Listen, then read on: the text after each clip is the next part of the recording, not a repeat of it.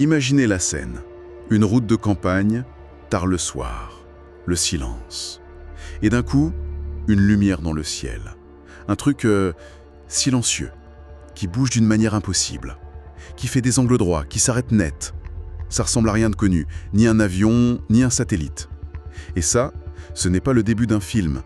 C'est le point de départ de milliers de témoignages, de cas documentés par des gens très sérieux. Des scientifiques comme l'astrophysicien Jacques Vallée ou l'astronome J. Allen Hynek qui ont bossé pour l'armée américaine. Des cas qu'ils qualifient eux-mêmes d'irréductibles. Aujourd'hui, on ne va pas se demander si les ovnis existent ou pas. On va faire quelque chose de complètement différent. On va explorer une grille de lecture radicale et millénaire pour comprendre ces phénomènes. Celle de l'Église catholique. Notre source, c'est un document fascinant, Quand le ciel se déguise, qui propose une analyse purement théologique. Et c'est important de préciser la méthode de l'auteur, parce qu'elle est d'une rigueur quasi scientifique. Il utilise un système de balises très clair, on va s'y tenir. D'abord, il y a la balise Fides, ça c'est ce qui relève de la foi, du dogme, le socle non négociable. Ensuite, Opinio, pour les opinions théologiques, des interprétations débattues mais légitimes. Et enfin, Speculatio, pour les hypothèses plus personnelles de l'auteur. D'accord. Donc on a une hiérarchie de certitude très claire. C'est essentiel. Ça veut dire que tout ce qu'on va dire n'a pas le même poids. On va naviguer entre le certain, le débattu et l'hypothétique. C'est une démarche intellectuellement très honnête. Alors, mettons de côté les petits hommes verts et les ballons sondes. On plonge dans un univers mental complètement différent. En général, face à un truc bizarre dans le ciel, il y a deux réactions, deux camps. D'un côté, le rationaliste, pur et dur, circulait, il n'y a rien à voir. C'est un drone, un phénomène météo. Le témoin est un imbécile ou un menteur. Voilà. Et de l'autre, le camp New Age. Ce sont des êtres de lumière, nos frères des Pléiades venus nous aider. L'analyse qu'on a sous les yeux rejette complètement ces deux options. Une impasse totale. C'est exactement ça. L'auteur appelle ça la grille cassée. Le débat est coincé entre ces deux extrêmes. Mais la conclusion d'un enquêteur comme Jacques Vallée, après des milliers de cas, elle est beaucoup plus dérangeante. Il ne dit pas « ce sont des extraterrestres ». Il dit « le phénomène ne se comporte pas comme une technologie ». Ah, ça c'est un point crucial. Ni humaine, ni non humaine. C'est comme si ça violait les lois de la physique de manière absurde. Théâtral. Attends, donc l'ufologie classique se concentre sur les preuves physiques, les traces au sol et les radars. Oui, Mais là, Vallée nous dit que l'essentiel de la preuve, c'est immatériel. C'est ça l'idée. c'est précisément le cœur de son analyse. Le phénomène interagit avec la conscience des témoins. Donc pas seulement sur la matière, non. Il laisse des cicatrices ou des illuminations dans la psyché. Le texte mentionne des gens qui basculent dans l'obsession, qui changent de vie, parfois pour le pire, avec des désintégrations psychologiques. Et parfois pour le meilleur. Oui, avec des ouvertures spirituelles fulgurantes. Et c'est là, et l'auteur prévient qu'on entre en pure spéculation, donc balise, spéculatio, que Vallée avance son hypothèse la plus folle, celle d'un système de contrôle. Un système de contrôle, pas un complot gouvernemental. Non, non. Un phénomène intelligent qui semble moduler la perception humaine et reconfigurer les croyances d'une société. Il remarque que la forme du phénomène s'adapte aux époques. Comment ça? Les fées, les lutins du Moyen-Âge, les dames blanches du 19e siècle. Sont devenues les soucoupes volantes des années 50. Exactement. Et les grises aujourd'hui, la forme change, elle utilise l'imagerie de l'époque, mais le fond, la structure de l'interaction, reste constant. En gros, il y a une intelligence qui parle le langage symbolique de chaque culture pour se manifester. Elle s'habille avec les costumes de notre imaginaire. C'est vertigineux comme idée. Et c'est là que la théologie catholique, et là on passe en opinion, donc une opinion théologique, propose une clé de lecture qui est, faut le dire, stupéfiante de pertinence. L'Église a toujours enseigné que les anges et les démons sont des intelligences pures, sans corps propre. D'accord. Donc quand ils se manifestent dans notre monde, ils n'en fabriquent pas un. Ils en assument l'apparence. Une apparence toujours adaptée à leur mission et à la capacité de perception du témoin. C'est incroyable. Le document cite saint Thomas d'Aquin en plein XIIIe siècle.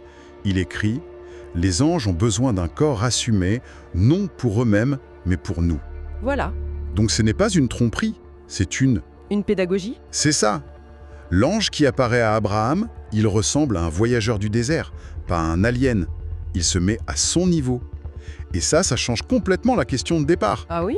La question n'est plus « est-ce que ça ressemble à un vaisseau spatial ?», mais elle devient « d'où vient cette manifestation ?»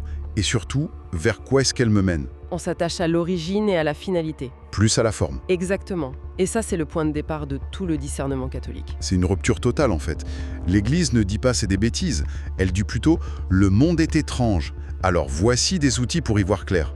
Une méthode, un protocole. Et le premier outil, Le premier, le plus fondamental, relève de la fides, de la foi. C'est un critère du Christ lui-même. C'est à leurs fruits que vous les reconnaîtrez. simple, D'une simplicité désarmante. La question est, quels sont les fruits concrets dans la vie de la personne? Est-ce que ça la conduit vers plus d'amour, de paix, de foi, ou vers l'isolement, l'orgueil, la confusion? et si on applique ça aux enquêtes de Vallée, c'est flagrant. Il décrit des témoins transformés positivement, qui s'ouvrent à la transcendance, Oui, et à côté d'autres qui sombrent, qui quittent leur famille, persuadés d'être des élus, et qui finissent seuls. les fruits ne sont clairement pas les mêmes. Le deuxième critère, toujours au niveau fides, c'est un test doctrinal sur le contenu des messages. C'est Saint Jean qui le donne. Tout esprit qui confesse Jésus-Christ venu en chair est de Dieu. Et tout esprit qui ne confesse pas Jésus n'est pas de Dieu. C'est direct, il n'y a aucune ambiguïté. Et là encore, quand on applique ça au message des contactés, le résultat est sans appel. Ça parle beaucoup d'amour universel, d'évolution de la conscience, D'harmonie cosmique, de nouvelle ère. mais jamais, au grand jamais, de la rédemption par le sacrifice du Christ sur la croix. Jamais. Le point central de la foi chrétienne est systématiquement contourné. C'est d'une logique implacable. Pour faire un faux billet, on copie tout à la perfection. Sauf le détail que seuls les experts connaissent. Exactement. Ici, le fil de sécurité de la révélation, c'est le Christ incarné, mort et ressuscité. S'il manque, c'est une contrefaçon. Et le troisième critère, toujours fides, vient de saint Ignace de Loyola, le discernement des esprits. Ignace nous met en garde, l'ennemi est un maître du déguisement. Il peut se présenter en ange de lumière. Il peut provoquer des sentiments de paix, de joie. Oui, des consolations intenses, mais il se trahit toujours par la direction finale. Il mène subtilement vers l'isolement, l'orgueil spirituel, je suis un élu, je sais des choses que les autres ignorent. Il capture l'esprit. Il ne le libère pas. L'Esprit de Dieu, lui, oriente toujours vers l'extérieur, vers Dieu, vers la communauté, vers le service humble. Et cette idée de capture, elle est centrale, parce que l'analyse va plus loin que les cas individuels. En s'appuyant sur l'historienne Diana Pascula, l'auteur affirme que le phénomène OVNI fonctionne comme le vecteur d'une nouvelle religion. Oui, et là on entre à nouveau dans le champ de la spéculation. Mais la structure qu'il décrit est complète. Il y a une cosmologie, un univers peuplé de races extraterrestres, de fédérations galactiques, D'accord ? une sotériologie, une doctrine du salut, l'humanité est au bord du gouffre et ils sont là pour nous sauver de nous-mêmes. Une eschatologie aussi, j'imagine. Oui, l'annonce d'un grand contact final et même un clergé, les Chosen Ones, et des rites. Ce n'est pas juste une croyance passive, c'est un système actif, qui interagit, qui s'ajuste. D'un point de vue théologique, ce comportement, c'est la marque d'une intelligence, qui a un agenda. Absolument. Et ça fait écho à un avertissement très précis du catéchisme de l'Église catholique, qui est du domaine de la fides. Au paragraphe 675, le texte parle de l'imposture religieuse suprême qui offrira aux hommes une solution apparente à leurs problèmes au prix de l'apostasie de la vérité. Une solution apparente, au prix de l'apostasie. C'est exactement la structure de cette religion ufologique. Elle offre des réponses séduisantes aux grandes questions. D'où venons-nous? Où allons-nous? Mais c'est une réponse qui court-circuite systématiquement le Christ. La croix, la rédemption. C'est une spiritualité light. Sans le drame du péché et de la grâce. Et c'est ce qui rend le piège si redoutable. Et là, on est en pleine spéculation sur la nature du piège. Il exploite un désir profondément humain de sens, de contact avec l'invisible. Un désir légitime en soi. Tout à fait. Il ne se présente pas comme quelque chose de maléfique. Au contraire, il se part de lumière, de bienveillance. C'est Saint Paul qui prévenait déjà. Satan lui-même se déguise en ange de lumière. La meilleure contrefaçon est celle qui ressemble le plus à l'original. Une religion sans croix, c'est une promesse de salut sans vérité sur soi-même. une coquille vide. D'accord, mais c'est un tableau très sombre. Est-ce que ça veut dire que cette quête de sens est mauvaise? Que s'intéresser au paranormal, c'est forcément être sur une mauvaise pente? Non, et l'analyse est beaucoup plus fine que ça. Au contraire, elle insiste sur un point crucial. Ce phénomène prospère parce qu'il exploite une soif bien réelle, un vide. Le vide laissé par notre époque. Désenchanté, matérialiste, qui a évacué tout le mystère. Et c'est le cœur du message. Et ça, c'est de l'ordre de la fides. Cette soif de contact avec le divin, ce sentiment que l'univers n'est pas juste un tas de cailloux, ce n'est pas une pathologie. C'est la signature du Créateur en nous.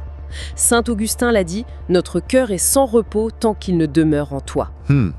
Si l'Église ne parle plus des réalités invisibles, des anges, des démons, les gens affamés iront chercher leur nourriture ailleurs. Et l'argument, c'est que l'Église propose une réponse qui n'est pas une métaphore. Elle offre un contact avec des personnes réelles, comme l'ange gardien. Elle offre une transcendance réelle, physique dans les sacrements, surtout l'Eucharistie. Une réponse concrète à cette soif de contact. Il y a même un paradoxe qui relève de l'opinion théologique. Parfois, ce sont ces expériences étranges, ces fissures dans le mur du matérialisme, qui amènent des gens au seuil de l'Église.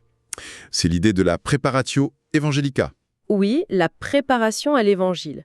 L'idée que Dieu peut se servir de chemins de traverse, de choses ambiguës, pour réveiller une âme. Le ciel ne se déguise donc pas forcément pour nous tromper. L'objectif n'est pas de diaboliser ceux qui cherchent, mais de leur dire « Votre soif est juste, vous avez raison de sentir que le monde visible n'est pas tout, mais vous avez tort de vous arrêter en chemin. de vous contenter de l'ombre alors que la source est juste à côté. » Donc pour résumer, cette perspective ne nie pas le phénomène. Elle ne dit pas « il ne se passe rien ». Au contraire, elle le prend très au sérieux. Mais elle le réinterprète complètement. Elle y voit le reflet d'une quête spirituelle. Et en même temps, le théâtre d'un discernement crucial entre la contrefaçon et l'original. Exactement. Le désir de transcendance est juste, le sentiment que l'univers n'est pas un désert mécanique est juste. Le rôle de l'Église, selon cette analyse, c'est de nommer cette soif et de montrer où elle peut être vraiment étanchée. Et au final, le document ne se termine pas sur une interdiction, mais sur une invitation. La parole du Christ. Cherchez et vous trouverez. Frappez et l'on vous ouvrira. Et pour laisser notre auditeur réfléchir, l'auteur termine sur une dernière hypothèse, une pure spéculatio. Il se demande Et si certains de ces phénomènes n'étaient ni directement démoniaques, ni une simple méprise? mais alors quoi? S'ils étaient ce qu'il nomme une action angélique oblique. Une action dont le but ne serait pas de délivrer un message clair, mais simplement de produire une fissure dans le consensus matérialiste. Une sorte de coup de semonce cosmique. Un réveil brutal, pour une humanité convaincue qu'elle est seule. Un choc, pour la forcer à lever les yeux au ciel et à se reposer les seules vraies questions. D'où est-ce que je viens et où est-ce que je vais?